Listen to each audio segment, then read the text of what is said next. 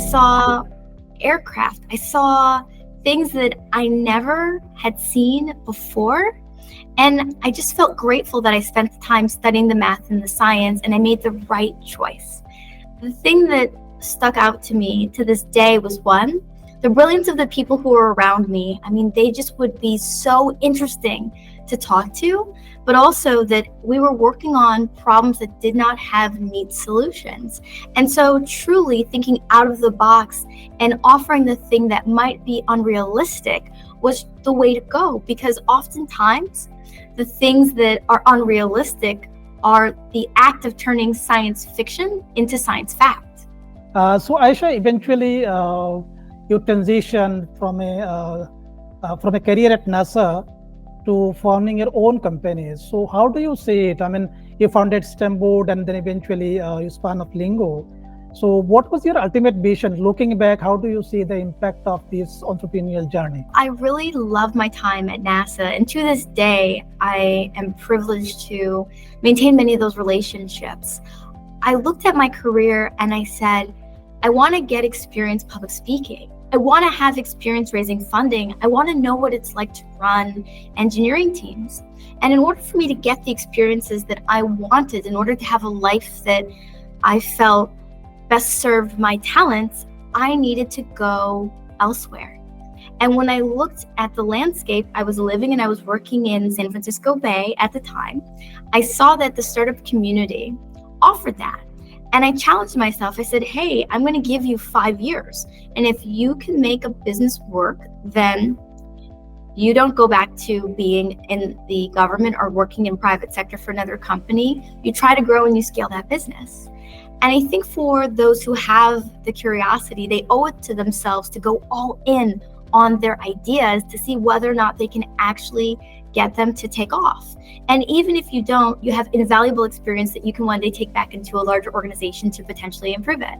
Okay, so if you can tell me maybe some of your top challenges that you faced in the initial days? The challenges are frequent. The challenges are often, because every different level of business success will require a different level of view. So I'll start with when the business was trying to make the first $1 million. I was so focused on how do we cement our product market fit? How do we get to a point where we have a cash flow that is supportive of the company's growth and that was stable? And I was constantly thinking about the marketing, but what I was not focused on as much was the people and the talent. And that was not the right approach. What I needed to do was to really develop a HR approach that would allow me to cultivate the best talent, and then the talent would help me to grow the business to the next level. And so I offer that by being very transparent with, oftentimes the things that you think are really important are not.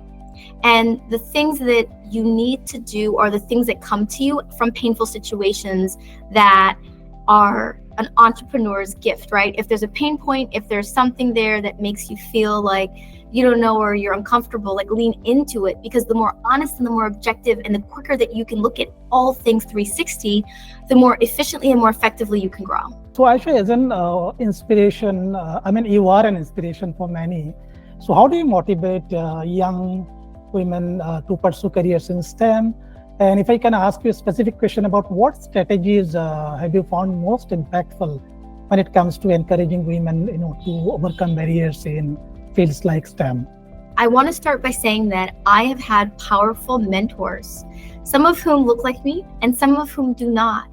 I was honored early in my career to work with some incredible male role models who showed me how I could develop a career that would allow me to mature and to grow into a leader and eventually into a business leader. And I offer that because when I think about motivating women in STEM and just people, the first thing that I think about is providing them with access, exposure, and opportunity. By me being able to go and see what I wanted to do, I was inspired to pursue it. The math and the science, they weren't just abstract. And so in my university setting, I got a chance to intern at NASA. I got a chance to build things. I got a chance to understand why I needed to know the things that I was learning in school. That's the first part. You can't start too early. Get elementary students, middle school students, high school students, get people involved with what their future is going to entail by putting them in the environment as soon as possible. The second part is by showing up. I think that far too often people say, oh, well, I'm not a manager, so I can't be a mentor. Oh, well, I'm not an owner, so I can't necessarily lead. All those things are incorrect. You are a role model, you are a mentor, you are a leader the moment that you decide that you are. And if you can empower yourself to show up for someone else, you can help be a part of their success in the future. At 23, I mentored a 13-year-old girl who today is an aerospace engineer working on the rocket engines at Blue Origin, the very same company I'm flying to space with. I didn't say I'm not ready to be a mentor. I decided that I was going to do, and so I did. And so if people learn anything from this exchange, it is that you are the role model that someone needs to see the moment that you decide that you are. So Aisha, you are in India, and I want to ask you maybe one or two questions. So in India, if you see the STEM attendance is actually great, 52%, right? And then somewhere in the loop, they kind of disappear, only 29% enter the workforce. So what would be your advice, or what do you think is driving this gap, and what are some of the things that can actually help address it? Your take on this? Yeah, I think one of the things that I'm excited to explore here with the support of the US Embassy is the concept of entrepreneurship. Far too often people think of it as, well, you're growing a global company or you're raising millions of dollars, but oftentimes entrepreneurship starts with solving small problems around you. I've had the privilege of speaking to women who were able to find solutions to childcare, who were able to help mothers transport their children and carpool and things of that nature. And while on the face of it, that may not sound like entrepreneurship, it is creating an application, identifying a consumer need, organizing something, scaling it, finding the resources for it. All these things are part of an entrepreneur's journey. And so when we talk about the concept of women entering into STEM fields, my first suggestion is that build the environment that you want to work in. You do not have to go into Google or Microsoft or a large company to be an entrepreneur or to be a person in STEM.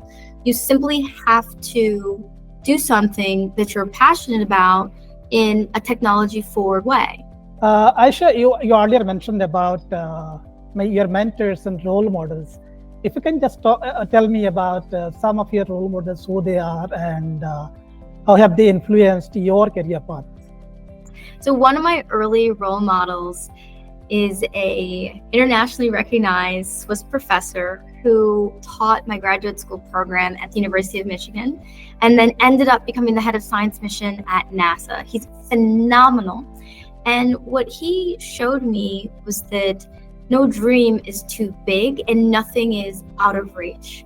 And what I loved about that period of time in my life was that I refused to be okay with settling. There's a saying that I love that mediocrity is the reality is the most commonly traveled path to mediocrity. And I love that because I commit to being unrealistic every single day. I am a STEM science person who's on a speaking tour in India, going to 5 cities.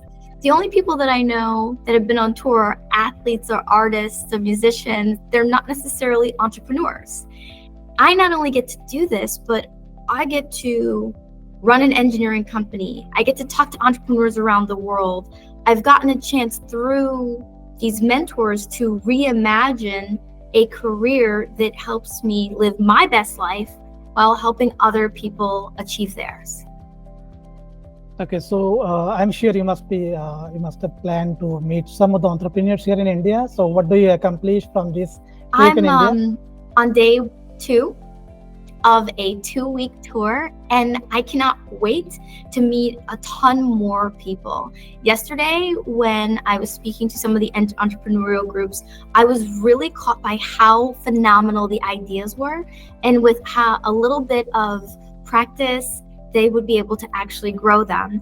And the rest of this week will be going into the communities, talking to people and learning even more. Today, we worked on STEM for Peace. women who were thinking about how to create sustainable approaches to make sure that we could advance equity, but also the safety of people in technology environments.